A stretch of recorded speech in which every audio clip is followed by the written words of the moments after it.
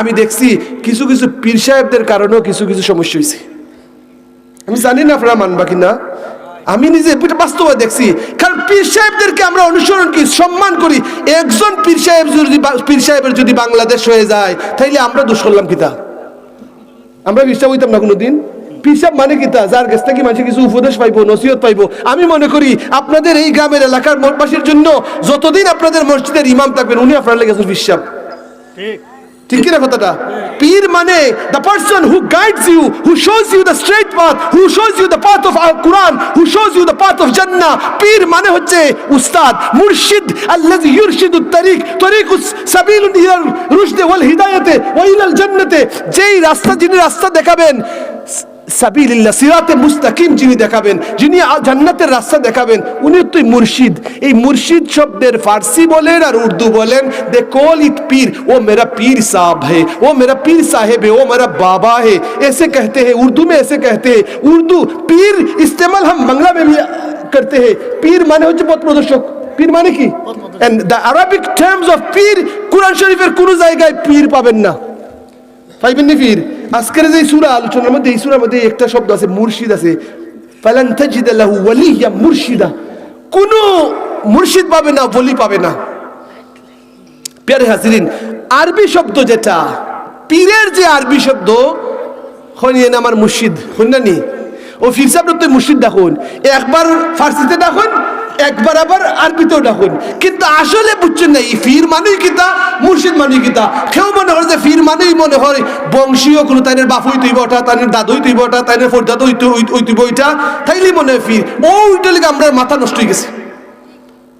আবার কেউ আর মুরিদ হইলে দেখা যায় নাতির কাছেও মুরিদ হয়, ফন্তির কাছেও মুরিদ হয়। কই না না না না, ই সিলসিলা সার হইব না। ও পুত্রে ওসিয়ত কইরা গেলাম, বাবাই তুমি আমার সাবের ফুতেরটাই মুরিদ হইও। এখন দেখা যায় সাপ তো ভালো আসলা, পরবর্তী জেনারেশনও ভালো আসিল, কিন্তু দেখা যায় সাইশিরি পরে দেখা যায় বেটা বুঝতে পারিল না, দাড়ি নাই গালের মধ্যে একটু। আর ওই যে বাপ দাদার কথা শুনতে যাই, এখন ও বেটা রিফির ধরে। এরকম আছে না বাংলাদেশের? আপনি দেখেন না, এখন না কিছু কিছু আমরা ইউনাইট হয়ে যাইছি, কিন্তু ওই জাকির বাটি বলেন আর বিভিন্ন বাটি বলেন, পীর তারা পথ প্রদর্শন, যে নিজে হেদায়েত প্রাপ্ত হয় নাই, যে নিজে সুন্নত নাই, যার নিজের মধ্যে ফরজ ঠিক নাই, এখন ওই বেটারও মনে করে যে পীর সাহেব। পীর সাহেবের ফুতহল আসুন কিছু কিছু দেখবা বিভিন্ন অঞ্চলের মধ্যে। আমি দেখছি অনেক পীর সাহেব হল ফুতহলদের দেখছি বিভিন্ন জায়গাতে। এই তুমি নাকি? জি আমি মুরিদ। তো কুনানের ও ব্রাহ্মণবাড়িয়ার সাইডে অমুক জায়গার। আরে আল্লাহ রে, ব্রাহ্মণবাড়ির সাইডে দেখি বেটারে, এখন দেখা যাবে না আছে দাড়ি, না আছে মুস।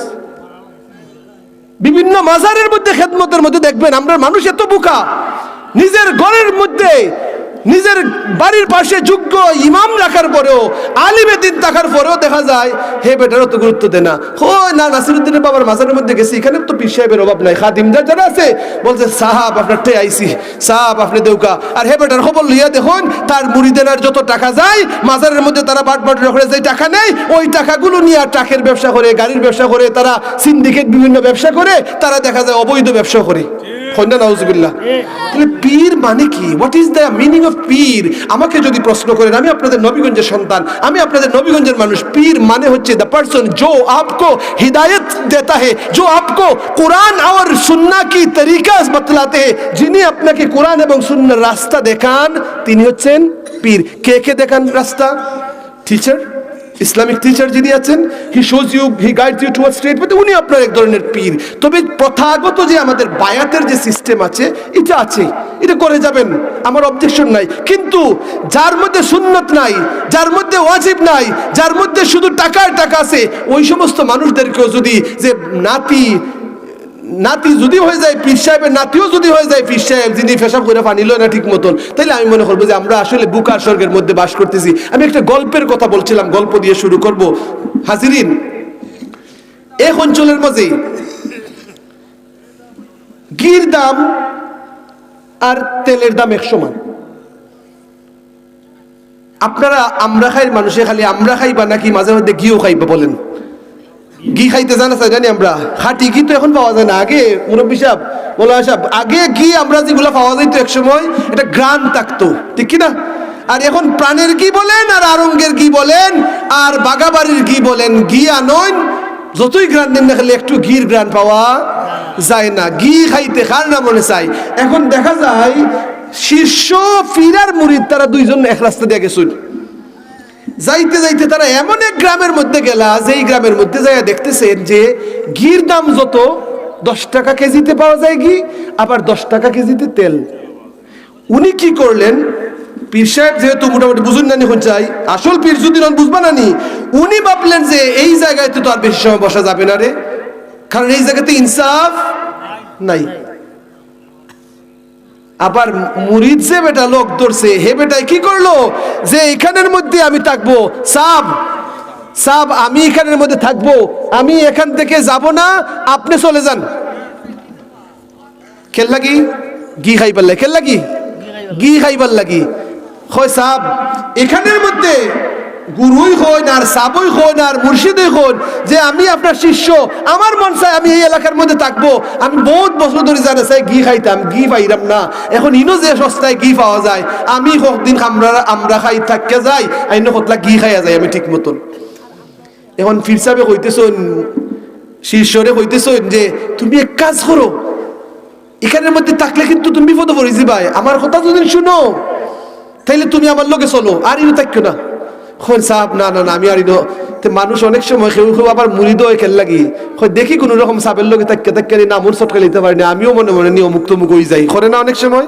আবার নেতারও লোক ধরে মানুষ অনেক সময় এমন ভাবে ধরে যে ফাতি নেতা অনেক সময় হয় হইয়া হে গম চুরি করবার লাগে, রটা করবার লাগে নেতা হয়, ঠিক না কথাটা, লোকে লোকে ঘুরায় স্বার্থ পাইলে অনেক সময় পারলে নেতার লোক ছাড় দেয়, তার স্বার্থ হাসিল হয়ে গেলে নেতার লোক ছাড় দেয়। প্যারে হাজিরিন, তো ওই শিষ্য যখন ওই এলাকার মধ্যে গেল, ওই এলাকার মধ্যে যাইয়া পীর সাহেব বললেন যে তোমাকে মানা করতেছি যেখানে তুমি থাইকো না। না না সাহেব আমি আপনার লোক আরো কয়েক মাস পরে আইবো ইনশাল্লাহ, আমি আপনার লোক ধরবো, আমার এখানে কয়েকদিন থাকতে সুযোগ দিন। তাইন গেল এখান থাকি। এই গ্রামের মধ্যে হঠাৎ করে চুরি হইছে। কি হইছে? চুরি হইছে।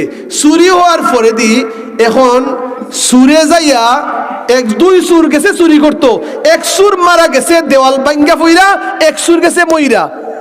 এখন আরেক সুরে গিয়া ওই এলাকার মাতব্বর বা ওই সময়ের রাজা যে রাসলা উনার কাছে অবজেকশন জানাইছে যে আমরা বিচার চাই। হয় কি বিচার? হয় অমুক বাড়ি চুরি করতে যাইয়া, অমুক বাড়ি চুরি করতে যাইয়া আমরার এক সুরবাই মরি গেছে, ইকিতা হোক বিচার হবে, যেই বাড়িওয়ালা ওই বাড়িওয়ালাকে শাস্তি দেওয়া হবে। এটা বিচার নি হন চাই, ওটা বিচার ঠকের বাজার না, এটা কি বিচার হইতে পারে? যেই বাড়ি চুরি করতে যায়, যেই বাড়িওয়ালার কারণে এখানের মধ্যে সুর মারা গেছে, ওই সুরের অবশ্যই অবশ্যই বিচার হবে, বাড়িওয়ালারে আমরা ফাঁসি দিব। যেখানের মধ্যে ঘির দর আর তেলের দর এইরকম হইব, এই এলাকার নেতৃত্ব ওরকম হইব, হতা হল ঠিক কিনা, বিচারক তো এইরকম হইব। সর্বশেষ কি হলো ঘটনা, এখন উনাকে যখন আনা হলো, বাড়িওয়ালাকে যখন আনা হলো, তখন বাড়িওয়ালা এসে কি বলতেছে, হয় দেখুন মহারাজ, আমার দেয়াল যেটা ভাঙছে এই দেয়াল তো আমি বানাইছি না।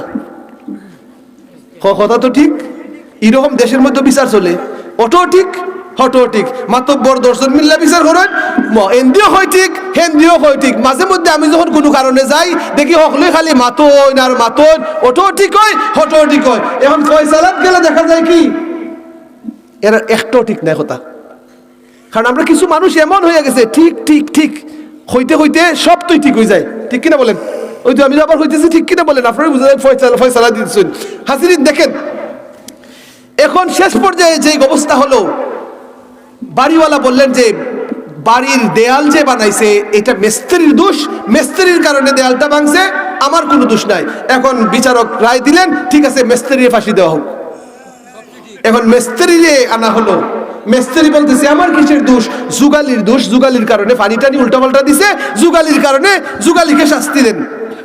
এখন যুগালিরে যখন আনা হইলো শাস্তি দেওয়ার জন্য, এখন যুগালিরে শাস্তি দেওয়া হবে, খুনের বদলা খুন, একজন মারা গেছে ওই মানুষকে মারা হবে। এখন যুগালি আইসা বলতেছে যে মহারাজ বিচারক আমি কিছু করি নাই, দোষ হইল গিয়া ও আত্মীর দোষ। কের দোষ? হাতির দোষ। এখন হাতি কি করছে, আমি যখন বালতিত পানি ডালি, বালতি দি হাতি একটা দৌড় দিয়ে হঠাৎ করে এদিকে আইছে, আর আইসা আমার পানিটা বালতি বেশি পানি ফেলাই দিছে, আর মশলাটা নরম হয়ে গেছে। এর লাগি আস্তরটা করতে সময়, সিমেন্টটা লাগাইতে সময় দুর্বল হয়ে গেছে, সিমেন্ট গেছে কি। হয় আচ্ছা ঠিক আছে, তাইলে ওই হাতিওয়ালারে নিয়ে আসো, হাতির মাহুতকে নিয়ে আসো। হাতির মাহুতকে যখন নিয়ে আসা হলো, হাতির মাহুত যখন গেলেন, হাতির মাহুত যাওয়ার পর হাতির মাহুত বলতেছে, মহারাজ আমার কোনো দোষ নয়, দোষ হইল গিয়া ওই বেটির দোষ। কোন বেটি আবার? ওই বেটির দোষ, যেই বেটি চুরি পরিডা কলসি কাঙ্কে নিয়ে আসছিল পানি নেওয়ার জন্য, ওই বেটির চুরির আওয়াজ শুনিয়া আমার হাততে দিছে ফাল। এখন ওই চুরিওয়ালা বেটিকে খুঁজতে খুঁজতে চুরিওয়ালা বেটিকে নিয়ে আসো, চুরিওয়ালা বেটিকে নিয়ে আসা হলো। চুরিওয়ালা বেটি এসে বলতেছে, আমার কি দোষ? যেই চুরি আমারে বানিয়ে দিছে, যেই খামারে বানিয়ে দিছে, ওই খামার রেখে আনুন আপনারা, যে পদ্মার রেখে যান, ওই জুয়েলারকে, বণিক জুয়েলারকে নিয়ে আসেন, ওই বণিক জুয়েলারই আমার এই চুরিটা বানিয়ে দিছে। জুয়েলারে যখন আনা হইল, তখন এ বেটার বংশের যারা আসিল মুরব্বীরা কেউ রয়েছে না, আর বংশ কেউ নাই, তার এগুলি আসিল পদ্মার। হে যখন আইলো, এখন আইয়া কয় যে সাহেব এখন ঠিক করতে আছে, আমি তুই বানাইয়া দিছিলাম, ঠিক আছে শাস্তি দেন আমার, আর কি তা করবো। হে আর যে যুক্তি দেখ কিচ্ছু হইতে পারতো, ই বুদ্ধিও নাই। এখন তারে যখন শাস্তি দেওয়ার লাগি লইয়া যা হইছে, তারে রশি দিয়া ফাঁস লাগে আমার হইব। এই সময় দেখা যায় রশি যে সাইজ, পদ্মারের গলা অত বড়, রশি ভাই তার গলা বার হয়ে যায়। এখন এর ফাঁসও লাগাল যায় না। এখন শাস্তি দিবেন কেমনে? শাস্তি দিতে হলে এক কাজ করতে হবে, আবার দ্বিতীয়বার হুকুম দেওয়া হলো, যার গলা মুটা তার লিও, মোটা গলা যার তার শাস্তি।